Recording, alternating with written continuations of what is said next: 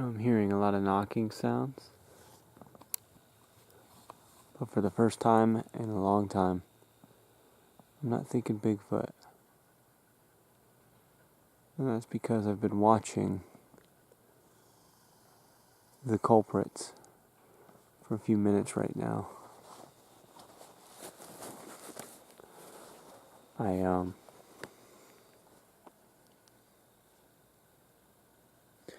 I've been sitting here taking a break,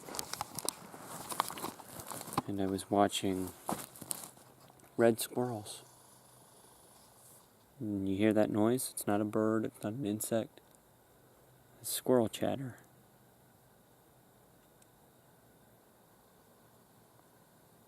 And there's one further over there. I've been hearing it over here. And in conjunction with these squirrel chatters, I've been hearing knocks.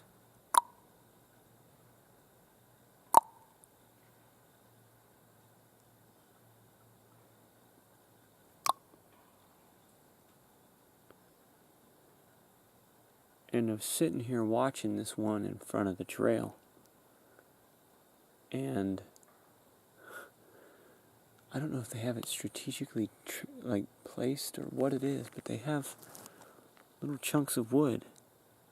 And if I go down to the base of the tree where this guy's been, I'll be able to show you.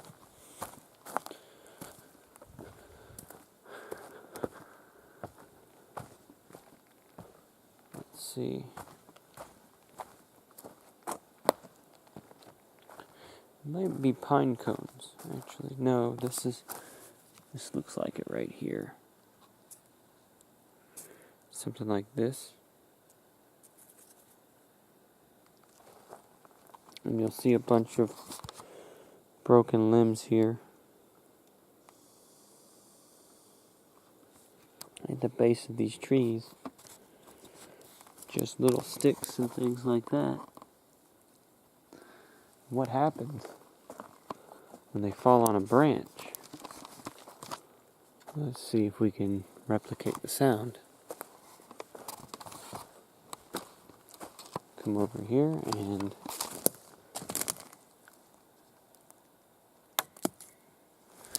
well, this isn't a good example, but imagine a little bit higher.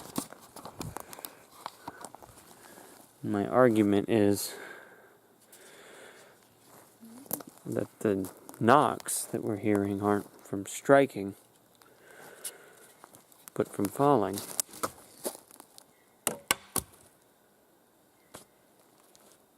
And sat here and watched these red squirrels do this. I don't know what their intention is, but it seems like when one starts doing it, others start doing it as well, coupled with chattering. But also, there's a distinct knock sound. There's something that sounds like that.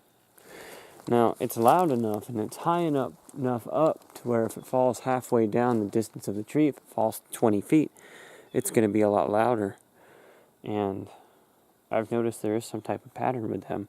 One drops something, makes a knocking sound, and then chatters. And it's kind of like a way that they seemingly are communicating and letting themselves be known. And I've never heard of anything like this. But clearly there's some type of communication here. Whether they're trying to warn that I'm in the area, that my dog's in the area, or maybe they're saying, hey, this is my turf, stay away from my trees, type thing. I don't really know, but I'm definitely noticing something strange.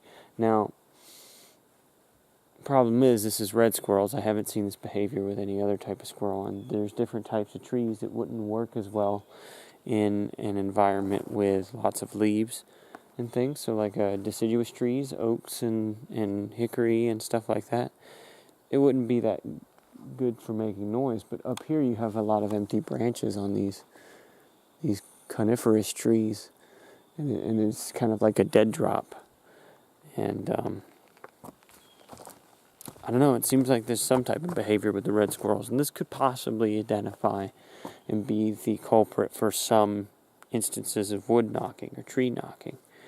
I've always particularly wondered why it seems like tree knocking is a very common populated areas, and it's like Bigfoot might not be in the city park, but squirrels probably are. I don't know if this behavior is shared by other members of the squirrel family. It might just be these little red squirrels here, but it's something to look into. I never thought of it.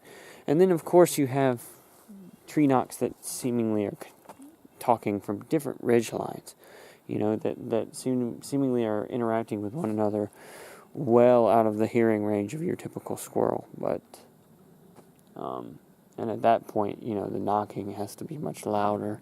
It can't just be a 4-inch hunk of wood falling from a tree. It's got to be a strike. So this doesn't in any way debunk tree knocks, but I think that this is another knocking sound that if you're not careful, if you're not using a little bit of skepticism and observation, you could easily mistake this for Bigfoot. So just something to use a little bit discretion with. We know to look out for woodpeckers. We know to listen for construction areas. And we know that people are always a possibility for replicating tree knocks. But falling limbs and squirrels are something else to consider.